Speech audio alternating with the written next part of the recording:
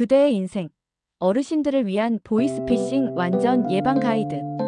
보이스피싱은 전화나 문자 메시지를 이용해 공공기관이나 금융기관 직원을 사칭하여 개인정보를 빼내거나 돈을 요구하는 사기 범죄입니다. 특히 어르신들이 주요 표적이 되고 있으며 매년 피해 규모가 수천억 원에 달할 정도로 심각한 사회 문제가 되고 있습니다. 사기범들은 어르신들의 선량함과 권위에 대한 존경심을 악용하여 교묘하게 접근하므로 각별한 주의가 필요합니다. 어르신들이 특히 조심해야 하는 보이스피싱 종류. 1. 기관 사칭형 마이너스 가장 위험한 유형. 검찰청, 경찰서, 금융감독원, 국세청, 은행 직원을 사칭하는 가장 일반적이면서도 위험한 유형입니다. 사기범들은 어르신의 통장이 범죄에 연루되었습니다. 세금을 제때 내지 않아 재산이 압류될 예정입니다. 명의도용으로 인한 피해를 막기 위해 즉시 조치가 필요합니다라고 말하며 불안감을 조성합니다. 이후 안전한 계좌로 돈을 이체해달라, 현금을 준비해서 직접 전달해달라, 통장과 카드를 맡겨달라고 요구합니다.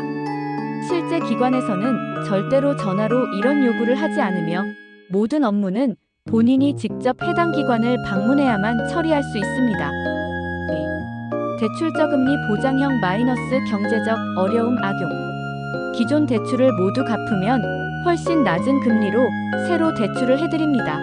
정부 지원. 저금리 대출 대상자로 선정되었습니다. 라는 달콤한 말로 접근합니다. 이후 대출 승인을 위한 수수료, 보증금, 신용점수 향상을 위한 선입금이라는 명목으로 돈을 요구합니다. 정상적인 금융기관에서는 대출 실행 전에 고객에게 수수료를 요구하지 않으며 모든 수수료는 대출금에서 공제하는 것이 원칙입니다. 특히 먼저 돈을 보내면 더 큰 돈을 빌려준다는 말은 100% 사기입니다. 3. 자녀가족 사칭형 마이너스 가족애를 이용한 범죄. 엄마, 핸드폰 고장났어서 친구 폰으로 연락해. 급히 병원비가 필요해. 사고 났는데.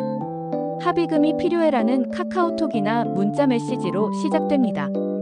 사기범들은 SNS나 다양한 경로를 통해 가족관계와 개인정보를 미리 파악한 후 접근하므로 매우 교묘합니다. 진짜 자녀나 가족이 연락한다면 목소리로 직접 확인할 수 있을 것이며 급한 상황이라도 기존에 알고 있던 전화번호로 재차 확인하는 것이 중요합니다. 급하다, 빨리 해달라고 재촉하는 경우에는 더욱 의심해야 합니다. 4. 환급 당첨형 마이너스 욕심을 자극하는 수법. 건강보험료 환급금이 있습니다. 종합소득세 환급이 있습니다. 상품권 추첨에 당첨되었습니다. 정부 지원금 신청이 가능합니다라고 말하며 개인정보와 계좌정보를 요구합니다. 진짜 환급이나 지원금이 있다면 정부기관이나 해당 기관에서 공식 문서로 먼저 통지하며 전화로 계좌번호나 개인정보를 요구하지 않습니다. 모든 환급이나 지원금 신청은 본인이 직접 해당 기관을 방문하거나 공식 웹사이트를 통해서만 가능합니다.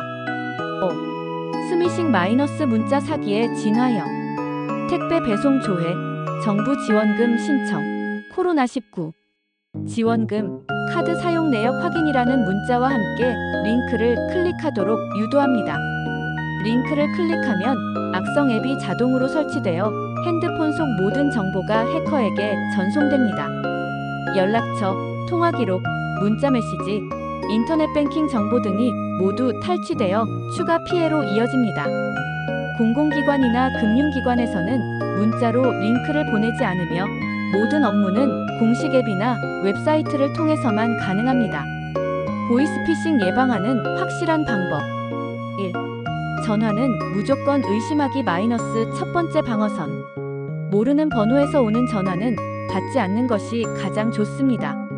만약 받았다면 상대방이 어떤 기관이라고 주장해도 직접 해당 기관에 찾아가서 확인하겠다고 말하고 전화를 끊으세요. 진짜 공무원이나 은행 직원이라면 직접 방문하겠다는 말에 반대하지 않을 것입니다. 검찰청, 경찰서, 금융감독원, 은행에서는 절대로 전화로 돈을 요구하거나 계좌 이체를 지시하지 않습니다.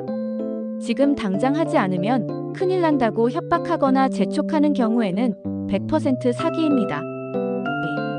개인정보 절대 제공 금지 마이너스 두 번째 방어선. 전화로 주민등록번호, 계좌번호, 카드번호, 비밀번호, OTP번호, 보안카드 번호를 묻는다면 100% 사기입니다.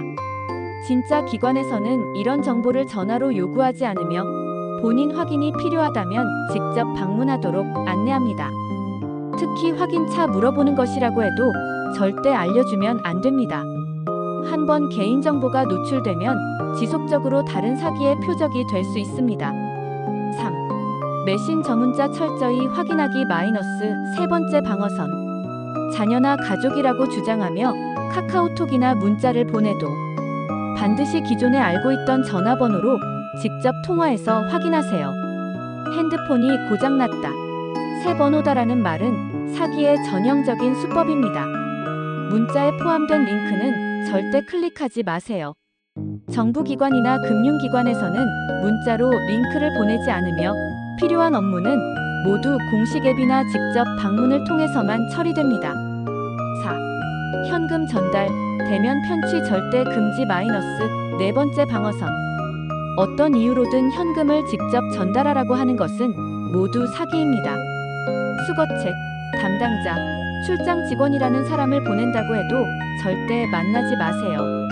진짜 기관 직원이라면 신분증과 공문을 가지고 와야 하며 현금을 직접 수거하는 일은 없습니다. 통장이나 카드를 맡겨달라는 요구도 절대 응하면 안 됩니다. 금융기관에서는 고객의 통장이나 카드를 보관하는 서비스를 제공하지 않습니다. 이상하다 싶으면 즉시 확인 마이너스 마지막 방어선. 조금이라도 의심스럽다면 112경찰 신고센터, 1332금융감독원, 금융소비자신고센터, 110정부민원 안내콜센터로 즉시 전화해서 사실 여부를 확인하세요. 이미 돈을 송금했다면 해당 은행 고객센터로 전화해서 계좌 지급 정지를 요청하고 가까운 경찰서에 신고하세요. 시간이 빠를수록 돈을 되찾을 가능성이 높아집니다.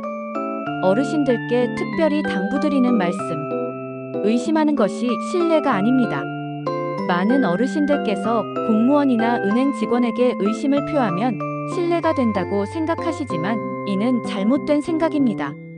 진짜 공무원이나 직원이라면 시민의 재산을 보호하려는 신중한 태도를 오히려 칭찬할 것입니다. 확인해보겠다, 직접 가겠다는 말에 화내거나 반대한다면 그 자체로 사기의 가능성이 높습니다. 돈 달라 무조건 사기라고 기억하세요. 전화로 돈을 요구하는 모든 경우는 예외 없이 사기입니다. 어떤 그럴듯한 이유를 대더라도 어떤 권위 있는 기관을 사칭하더라도 돈을 달라고 하는 순간 100% 사기입니다. 이 한 가지만 확실히 기억하셔도 대부분의 보이스피싱을 예방할 수 있습니다. 가족과의 소통이 가장 중요한 예방책입니다. 평소 가족들과 자주 연락하고 의심스러운 전화나 문자가 오면 즉시 상의하세요. 가족끼리 미리 비밀 질문이나 확인 방법을 정해두는 것도 좋은 방법입니다.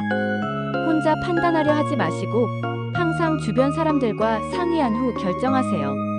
보이스피싱은 예방이 최선입니다. 조금이라도 의심스럽다면 주저하지 마시고 확인하시기 바랍니다. 여러분의 소중한 재산과 안전을 지키는 것이 가장 중요합니다.